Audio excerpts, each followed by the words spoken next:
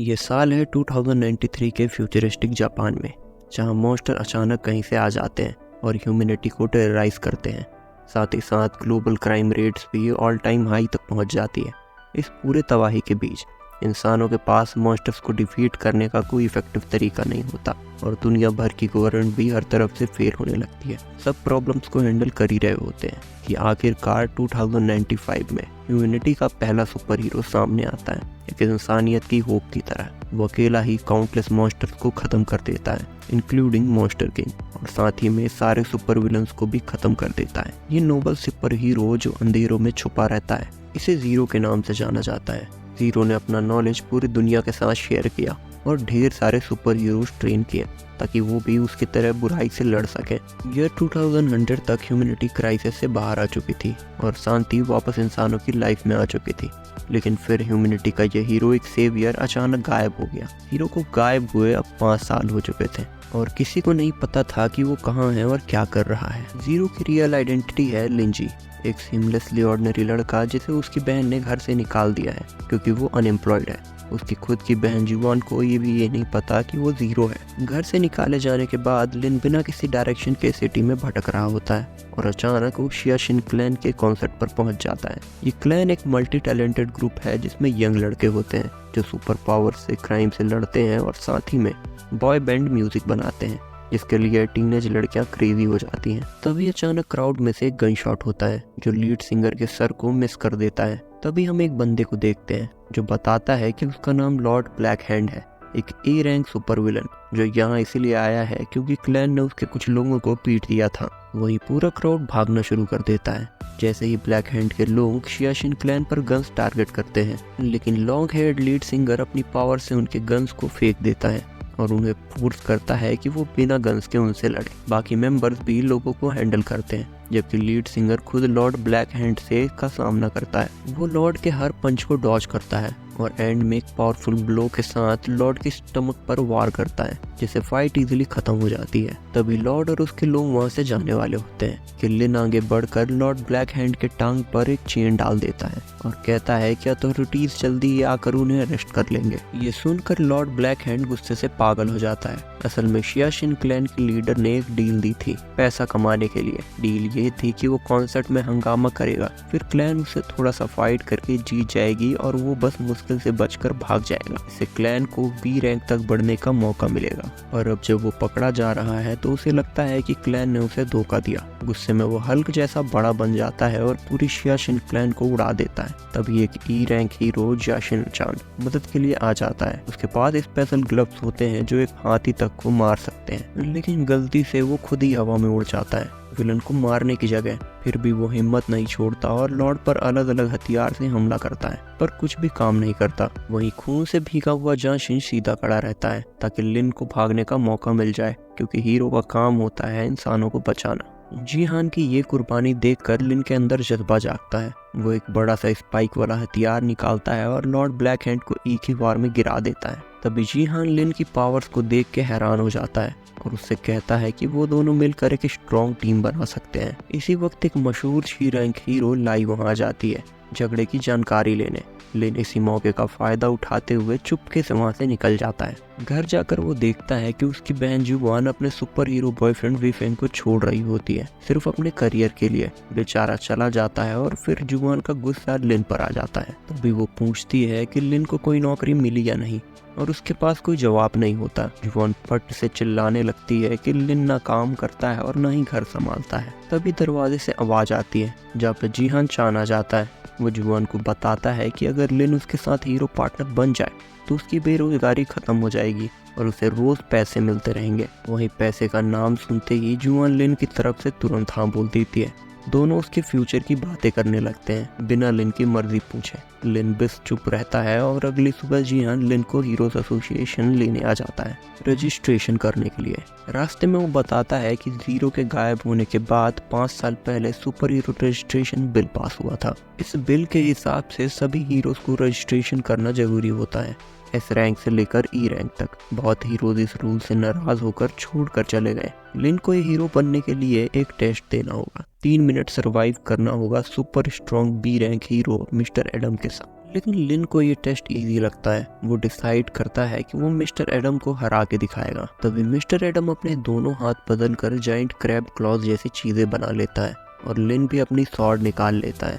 लिन उसके सारे अटैक से आसानी से डॉज करता है और एक ही पंच में मिस्टर एडम को गिरा देता है। लिन काफी खुश होता है कि उसने एग्जाम क्लियर कर लिया है, लेकिन तुरंत टेंशन में आ जाता है जब पता चलता है कि एक रिटर्न एग्जाम भी है। आखिर में उसके रिटर्न एग्जाम में 13 आउट ऑफ 100 आते हैं, जिससे जीहान उसे खुलकर बेवकूफ बोलता है। तभी वो लोग कुछ बड़े बड़े आदमियों को देखते हैं जो एक पतले नॉर्मल लड़के को परेशान कर रहे होते हैं। ये लोग D rank golden triangle group के होते हैं। वो एक सुपर विलन को पकड़ने वाले थे, लेकिन ये छोटा सा लड़का बीच में आ गया और विलन को अरेस्ट कर लिया गया ताकि वो और लोगों को परेशान न कर सके। लेकिन वो लोग लड़के से इसीलिए गुस्सा है क्योंकि विलन के फ्यूचर क्राइम्स उन्हें ज्यादा प्रमोशन दिलाते। वो लड़के को धमकाते हैं कि वो हीरोज एसोसिएशन से रिजाइन कर दे। तभी लड़का उन्हें जवाब देता है कि तुम जैसे लोग जीरो बनने के लायक नहीं हो। वो लोग जीरो का मजाक उड़ाने लगते हैं, जिससे जीहान और लिन दोनों को गुस्सा आ जाता है। वो डिमांड करते हैं कि गोल्डन ट्रायंगल जीरो के खिलाफ की गई बात वापस ले। तभी वहाँ पे एक और अजीब सा हीरो आ जाता है। उसके ई रैंक होने के बावजूद गोल्डन ट्रायंगल उसे देखकर वहाँ से भाग जाता है। उनके भागने के बाद सभी लोग अपना इंट्रो देते हैं। चश्मे पहने पतला लड़का जिसे स्टिक इंसेक्ट बुलाया जा रहा था,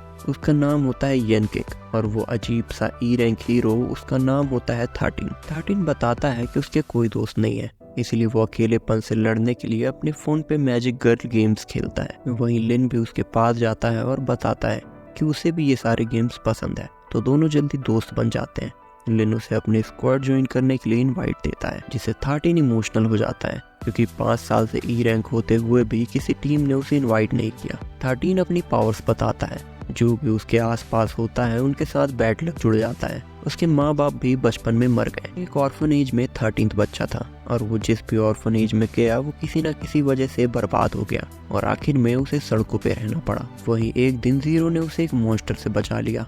तब से उसका सपना है कि वो जीरो जैसा एक हीरो बने। वो जीरो की तरह पंच मार के दिखाता है, पर पिलर टूट जाता है और बिल्डिंग का सीलिंग गिरने लगता है। लिन तुरंत रिएक्ट करके एक लड़की को बचा लेता है। जीहान एम्बुलेंस बुलाता है और लिन और 13 जितने लोगों को बचा सके बचाते हैं, लेकिन ये इन कचरे के नीचे दब जाता है। खुशकिस्मती से वो जिंदा बच जाता है, पर उसके पूरे बॉडी पे बैंडेजेस लगे होते हैं। ये डर जाता है और 13 को टीम में लेने के खिलाफ होता है, लेकिन लिन अपनी बात पे टिका रहता है और 13 को स्क्वाड में रखता है। कुछ दिन बाद उनकी टीम को पहला मिशन मिलता है, एक अनजान लेटर से। लेटर में लिखा होता है कि एक बड़े लेवल का क्राइम गैंग इलीगल काम कर रहा है। उनकी टीम एक हफ्ते तक उनका पीछा करती है। इस वक्त उनके ज्यादा मेंबर्स एक्सीडेंट से मारे जाते हैं 13 की पावर्स की वजह से। जब उनके बचे कुछ मेंबर्स अपना बड़ा सेल करने वाले होते हैं, स्क्वाड उन्हें पकड़ लेती है। ये लोग इलीगल बायो वेपन्स बेच रहे होते हैं। वहीं क्रिमिनल्स भी आसानी से सरेंडर नहीं करते।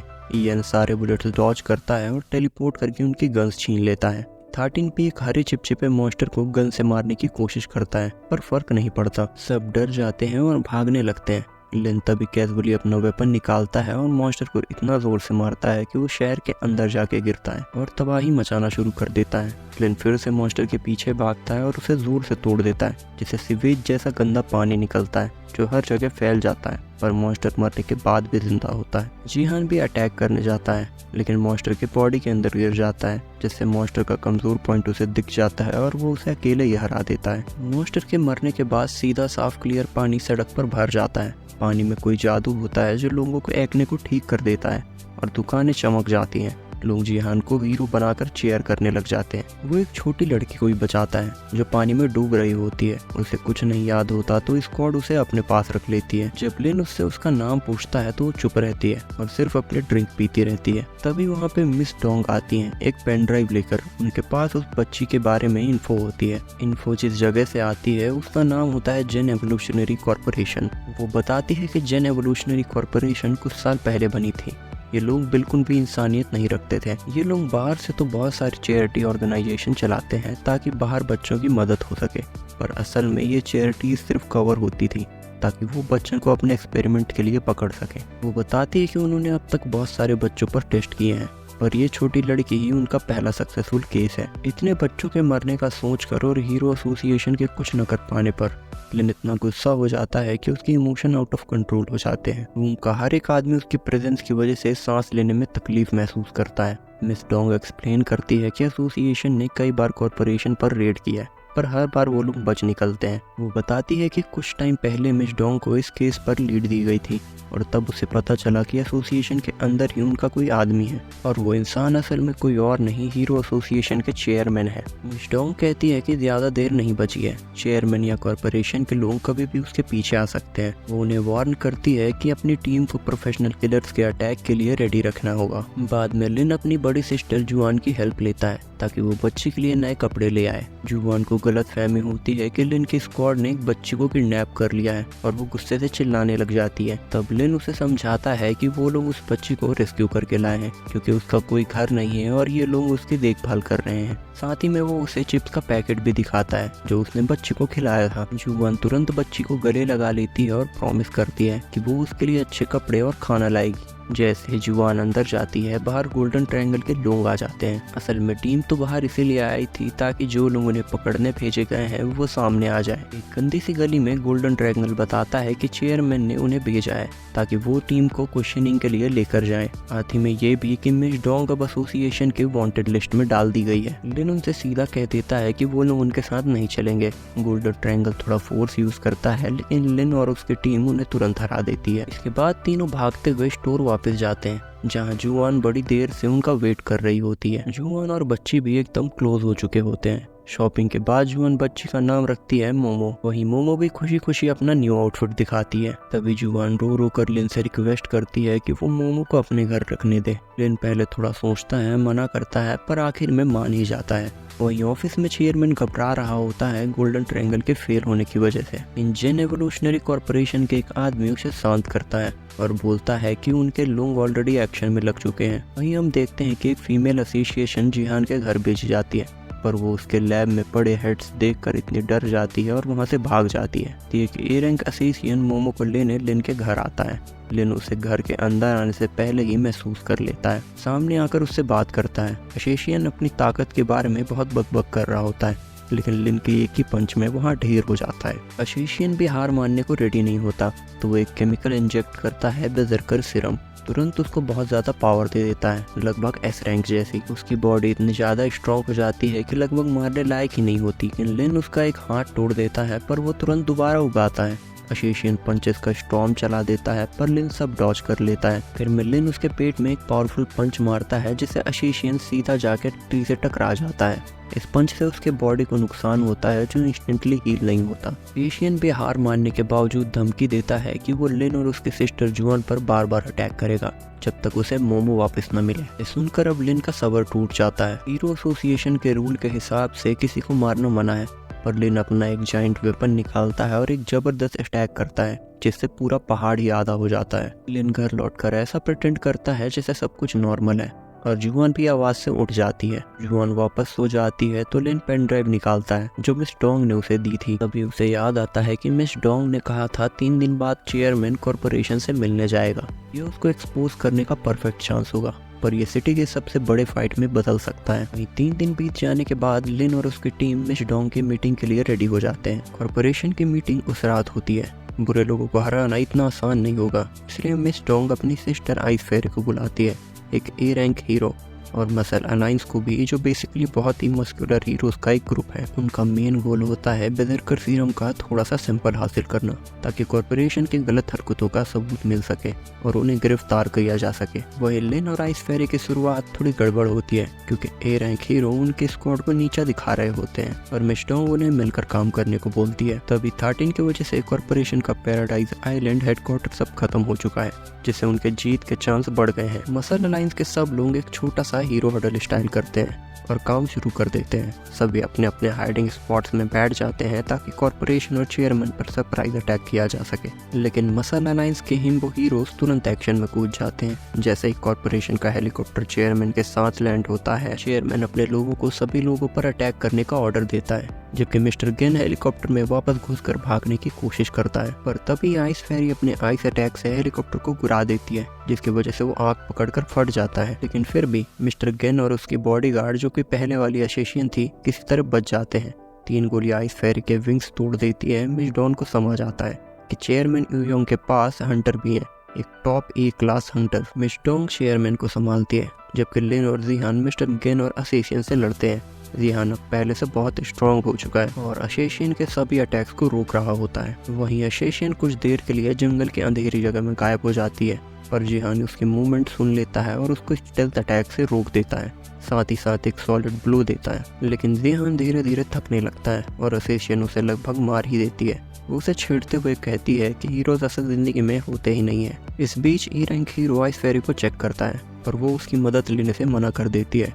हंटर उन दोनों पर गोलियां चला रहा होता है और आइस फेरी मुश्किल से आइस वॉल बनाकर उन्हें बचा रही होती है। तभी एक गोली वॉल तोड़कर उसे हवा में उड़ा देती है, पर यंग उसे पकड़ लेता है और उसे सेफ जगह पर ले जाकर बैठा देता है। अब वो अपनी ग्लासेस का सही इस्तेमाल करता है बुलेट को एनालाइज करने के लिए। हंटर का लोकेशन ढूंढता है और आइस फेरी को बताता है कि हंटर कहाँ से शूट कर रहा है, जिससे आइस फेरी हंटर को फ्रीज कर देती है। पर हंटर दोबारा एक ट्री के पास आ जाता है और एक फोर्स फील्ड डालकर आइस फेरी को अंदर बंद कर देता है और यंग को भी नीचे गिरा देता है और उसके चेहरे पर पैर रखकर उसे दबा देता है। वहीं मिस डोंग भी चेयरमैन से परेशान होती है। वो एक बॉडी आर्मर पहना हुआ होता है और मिस डोंग को घुटने पे मार के गिरा देता है, फिर उसका गला पकड़ लेता है। यहाँ हीरोज की हालत खराब हो रही होती है, बस लिन ही है जो मिस्टर गेन को इतना परेशान करता है कि वो बेदरकर सिरम जैसा ड्रग इंजेक्ट कर लेता है। लिन फिर भी उसकी धुलाई 1 मिनट में फिनिश कर देता है। तभी जिहान भी असेसियन से लड़ते हुए देख लेता है कि वो मजबूरी में काम कर रही है, असल में दिल से बुरी नहीं है। वो उसे नई और बेहतर लाइफ का चांस देता है। असेसियन अपनी ब्लेड गिराकर उसके कंधे पे सर रख के रोने लग जाती है। वहीं दूसरी तरफ हंटर अब आइस फेरी को पहले मारने जाता है, पर यंग अपनी पूरी ताकत लगा देता है हंटर को रोकने में। आइस फेरी भी देख रही होती है कि हंटर उसे बेरहमी से पीट रहा है। जब यंग बिल्कुल उठ नहीं पाता तब आइस फेरी के अंदर कुछ टूट जाता है। वो फोर्स फील्ड से निकलकर हंटर को एक जाइंट क्रॉस में ट्रैप कर देती है। वो तुरंत यंग के पास भाग कर जाती है, उसे पकड़कर रोने लगती है, पर वो होश में नहीं आता। यहाँ चेयरमैन मिस डोंग का गला दबाने ही वाला होता है, पर मिस डोंग उसका हाथ पकड़कर उसे एक आइस लोटस में बंद कर देती है। चेयरमैन उसका मजाक उड़ाता है कि ये मूव काफी नहीं होगा, पर वो नहीं जानता कि ये सिर्फ टाइम पास करने के लिए है। लिन के आने तक विलेन एंट्री मारकर चेयरमैन को अपने वेपन से दूर फेंक देता है, जिससे उसका आर्मर भी टूट जाता है। तभी चेयरमैन बेदरकर सिरम यूज करता है, जिससे उसे एस रैंक की पावर मिल जाती है। उसके बॉडी से स्पाइन्स निकलकर प्रोजेक्टाइल्स बन जाते हैं। वहीं लिन और मिस डोंग पर भी अटैक होता है, पर लिन मिस डोंग को संभाल लेता है। चेयरमैन स्पाइन से एक वॉल बनाता है, पर लिन उसे कार्ड हाउस की तरह तोड़ देता है और उसे मारते रहता है। लिन उसके सारे अटैक्स इजीली डॉज कर लेता है। आखिर लिन उसका हाथ पकड़कर उसे घुमाकर आसमान में फेंक देता है और अपने वेपन से इतना जोर का अटैक करता है कि आसमान में एक ब्लास्ट हो जाता है, जिसकी वजह से चेयरमैन कुछ दिन के लिए कोमा में चला जाता है। तभी मिस डोंग लिन की तारीफ करती है और कहती है कि उसे नहीं पता था कि वो एस रैंक के लेवल का है। दूसरी तरफ जिहान को असेसियन सहारा देकर जंगल से बाहर लाती है। दोनों विक्ट्री सेलिब्रेट करते हैं, पर जिहान गिर पड़ता है। आइस फेरी भी यंग को पीठ पर उठाकर लाती है क्योंकि वो बेहोश होता है। दोनों जिहान और यंग को हॉस्पिटल पहुंचा दिया जाता है और सही समय